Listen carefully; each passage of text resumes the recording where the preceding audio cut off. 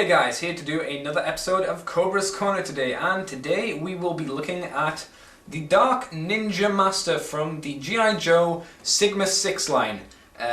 Or since he was from the later run line, it was renamed the G.I. Joe Commando line, which lasted for one line, which was a shame. But no matter, we will have a look at this guy because he's pretty good. One thing I did forget to mention in the video itself, so I'll quickly do it now before I forget, is on his back he does have the Arashikage sign in the translucent red plastic, which is a really nice touch since he is a ninja from the Arashikage clan. So just a quick thing I thought I should mention before getting onto the video, and someone mentions it and said, "Oh, you did a Arashikage sign on your back." Nice little bit of detail, but enough with my rambling and blubbering. On with the figure itself, because it's a good figure. Let's go with it now. Every time you look at this guy, you can tell he's a master of his art form. The red parts on this guy are translucent, which give him a really nice, evil, ominous glow, especially behind a bright light. His dead white eyes really give a nice, evil look to this guy, as well as his bandaged up face. Even though the hair is a little weird, it gives a nice Japanese aesthetic to the figure. Unfortunately, sometimes the white isn't that good on his body. Such great detail on this guy is really appreciated. He looks fantastic. So, now that we've had a quick look at the Dark Ninja Master, let's go over the guy's articulation, because, you know, it's bog standard for most Sigma 6 figures, or Sigma 6 figures kind of characters. You have these really tight joints in the shoulders here, and as you can hear, geez, these guys are stiff, but you get a good amount of motion out of them. One jointed elbow. What I should state now is earlier figures, or specifically Snake Eyes and Storm Shadow, had a double jointed one set of figures did. So I don't really understand why it wasn't continued over to the rest of the figures. But oh well. You also have a wrist that twists and also bends. Again, quite tight. Not as tight as that. That's ridiculous. And you can twist these around, of course, and bends like that. And you have a good head articulation as well. I'd like a bit more in the neck, so you could get them to look up a bit more. But you know what you're gonna do? I'm gonna take this belt off, take this belt off by just unplugging this, because it's getting in the way and it's being irritating.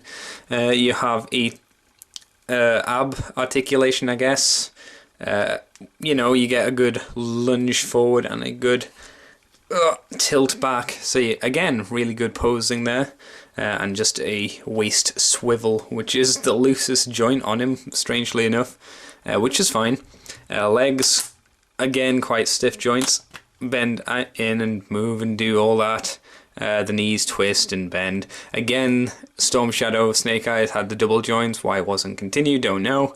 And the feet, ball joints and with a pivot on them. So you have quite a lot of posing possibilities, as you've seen for the look part of the video. But I would still complain that this guy has no reason why he should not have double elbow joints and double knee joints. There's no reason why he can't have them. I mean, it's not like he doesn't have the room for them to be installed. And it's not like the guy wasn't expensive enough to not, you know, need them or not be worth having them in. But I don't know, it's just a thing I think they kind of missed out on, personally. But with that being said, I suppose we shall look at his accessories and gimmicks, which I'll explain now, because this guy comes packed with gimmicks. Okay, yeah, so there's kind of a lot of stuff. So we'll start off with his medium-sized katana or sword, I guess. One problem I have with some of the bladed weapons he has is that, bar the Dragon Claw sword, I think it's called, which is the big one, all of the bladed weapons, of course bar these two as well, and you could say the shurikens, have this yellow plastic for a blade instead of any kind of silver detail, which gives it you know, a different aesthetic, but it's not something that I desperately like. But I do, however, enjoy the bandaged handle guard there, so it just looks like it's not really been crafted very well. It's just been made quickly from a blacksmith and then quickly wrapped up. A strange hole in the bottom of it as well. Don't know what it's for. And of course, generic plug, which I'll show you what that's for later. So with that done, we'll go for the nunchucks attached by a little string, again with 2 pegs on. Storm Shadows, the original one, had like normal nunchucks with hidden blades in these. These are just like got knives on them, as you can see. Again, quite nice, nicely detailed and fitting well.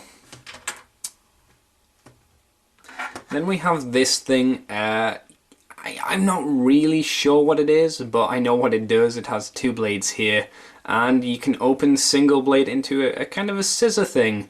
I have no idea if this is a realistic weapon or just a random fictional one they came up with, but it's quite nice. I mean, I don't mind it, but it's not one that I would display him, or at least mine, with. We'll get these 2 out of the way, because I find these quite interesting. We have a meat cleaver and smaller knife thing, which has Su and Kai. I think this is Kai and this is Su, which is water and fire in Japanese, which are on here. Kai, I believe, fire knife, I guess. And, oh god, which way? That way is Su for water, I assume. Thank you, Japanese classes. I could be wrong, I could have made a big ass blunder, but I think it's good that they are including Japanese characters on the weapons, because, you know, the Arashikagi's from or based in Japan, so it makes sense that their holy weapons or weapons would have Japanese insignias on. Again, nice detail. But what I said before was still true. I still prefer these blades to be silver of some kind, or at least a reason given why they are just yellow.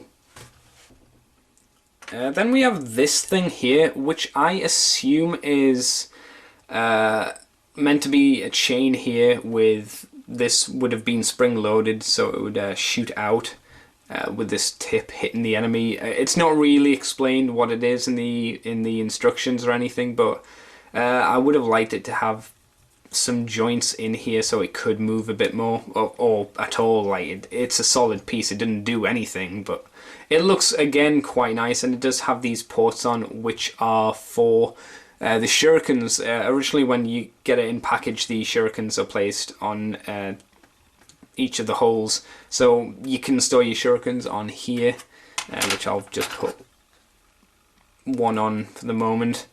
Well, since we're here, we'll talk about the shurikens, because very nicely detailed, look very, oops, as I throw it on the floor, look very, very dangerous and deadly, as shurikens should. And you plug these bad boys into the little holes here. Apologies for the blurring. And then you get that. So a nice way to store your shurikens and make this a little bit more deadly. What I like to pretend to do is it shoots the big blade out first, and then we'll separately fire these off individually. And then I suppose we should talk about his throwing knives, because he's got 3 more things he can throw. These little throwing knives. Don't know why they have a gap in between them. It's probably to hold them in place or something in this, which is his knife holder, which I suppose we can talk about. There are some problems with this. This is usually meant to be side skirt armor, I think, or I would imagine it more as side skirt armor instead of front skirt, but it is used for the front. The shape of it is the thing that makes me think it's more side skirtish, because when you have this on the figure, the actual belt here makes it kind of tilt. I think it's meant to be tilted, so this is at an angle, but to me it's always a bit wobbly when in place. So it's a nice accessory and a nice bit of clothing, but I don't know how to feel about it. But then again, you do get to store your knife collection nicely and snugly in here. So I think that's one great benefit. You can have your knives out and have a nice bit of armor. Whew, we're coming to the end finally. So we'll get these out of the way, which are apparently called soul catchers. And that's really all we're told. No extra information is given about these that I found, not on his bio anyway, and I can't find anything on Wiki. But yeah, these are pretty cool. They simply peg into little pegs there. They're little tiny ports in the side of his head, and you get these nice demonic mask things. I assume it's meant to give him different powers, but I like how this one has ears and a more hateful look on his face. I guess maybe he'd shoot cold magic, and this one has no ears, but a much more pronounced nose and red, so I'd imagine he'd breathe fire. Both really nicely detailed and work surprisingly well on the figure, I think. I looked at these originally and thought, oh, I'm never going to display them with these on, but I don't know, they're actually quite nice. Okay, finally, you've probably been wanting to see this. It's this sheath for the sword. Yep, pigs in the back, slide it in. That's all it does. But this... This is the sword, of course, the Dragon Claw sword, and very, very nicely detailed, as the camera just will not focus. I must apologise, but, you know, what can you do? Such great detail on this. Again, random yellow plastic there. This thing is huge. Maybe it's 8-9 inches tall. It's as tall as the figure anyway, but it's good. It's real good. If you like your big-ass Japanese swords, this is as big as you can get, apart from, like, Sephiroth, but that doesn't count. So, I guess with that being said, let's hear my final thoughts on the figure. Oh, wait, no, there's one other accessory, and a couple of gimmicks I need to mention as well. And it's this. And if you've never had or seen a G.I. Joe Sigma 6 figure, I will tell you what this is. This is a weapons case. And a really good thing that Sigma 6 did was, in its packaging, this would be the bottom of the package, this would be the top. So they'd give the package a bit more value to it than it just being, hey, rip off the card. You'd also get these bits on the inside of it as well. So you can lift these up, and your figure can actually hold these, which is, you know, really good. And then pop that open. And you've got a huge amount of room to store your stuff, and, you know, as you've seen with the Dark Ninja Master, you need it. So it's very much appreciated, and you get to keep all your stuff there. And, you know, if that's not something to talk about, I don't know what is. And if that's not worth talking about, I don't know what is. So quickly, very quickly, we'll have a look at the gimmicks for the Dark Ninja Master. There aren't a lot, but I think it's worth talking about them. So, what does he have? Well, the most noticeable is the hair. I think this is the only Sigma 6 character with My Little Pony fluffy hair tail stuff going on. And again, at first, wasn't too sure on it, but it really works well. What they've done is they've got some very long pieces on the sides and then some very short pieces on the top. So, if you excuse the sound if it goes horrible, you can get a really nice ruffled wind look to it, or, you know, mess it up however you like. I'm no hairdresser, obviously, but headbanging. It almost reminds me of Trolls, if anybody remembers Trolls. I never had one, nor wanted one, but it kind of reminds me of that. But it works well. It works well with the Japanese style of the figure, so I can get away with it.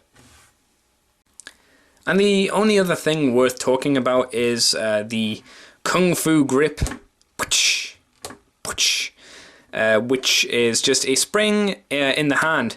And you may think, oh, well, that's not very good. Well, when figures like G.I. Joe's need to hold weapons, say like a giant sword, usually you need to squeeze and finagle around and ruin your figure potentially. This, you just open it up, pop it in, and it's done.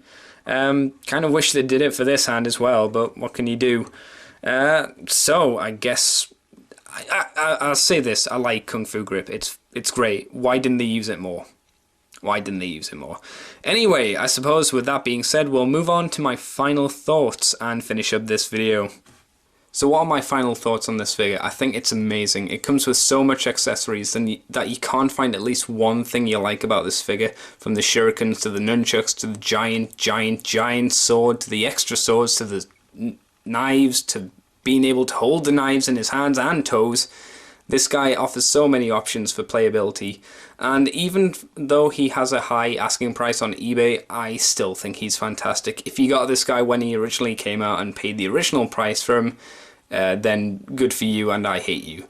But I totally recommend this guy because he's simply astounding and such a good ninja. So with that being said, thank you for watching this first G.I. Joe Sigma 6 Commando figure review, and I'll see you for the next review. Catch you later, guys.